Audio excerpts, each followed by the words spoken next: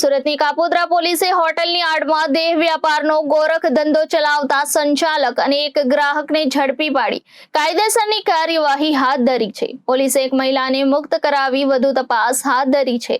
આ અંગે કાપોદ્રા પોલીસ પાસેથી મળતી માહિતી પ્રમાણે સુરતની કાપોદ્રા પોલીસની ટીમ પેટ્રોલિંગમાં હતી. આ દરમિયાન કાપોદ્રા પોલીસની ટીમને બાતમી મળી હતી કે કાપોદ્રા સિલ્વર ચોક ક્રિસ્ટલ પ્લાઝા સાથી રૂમ નામની હોટલમાં દેહ વ્યાપારનો ગોરખ ધંધો ચાલે છે, જેથી પોલીસે તપાસ હાથ ધરી હતી. આ દરમિયાન પોલીસે રેડ કરી હોટલ સંચાલક કાલુરામ બસ્તીરામ સરગરાને ઝડપી પાડ્યો હતો. આ સાથે જ હોટલમાં શરીર સુખ માણવા આવેલ એક ગ્રાહકને પોલીસે ઝડપી પાડ્યો છે.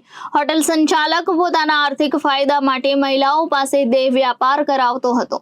હાલ તો પોલીસે એક મહિલાને મુક્ત કરાવી છે અને કાલુરામ બસ્તીરામ સરગરા અને જિગ્નેશ ગનુભાઈ સાંગાણીની ધરપકડ કરી છે. Reporter Hitesh Prajapati, Janadesh news, Surat.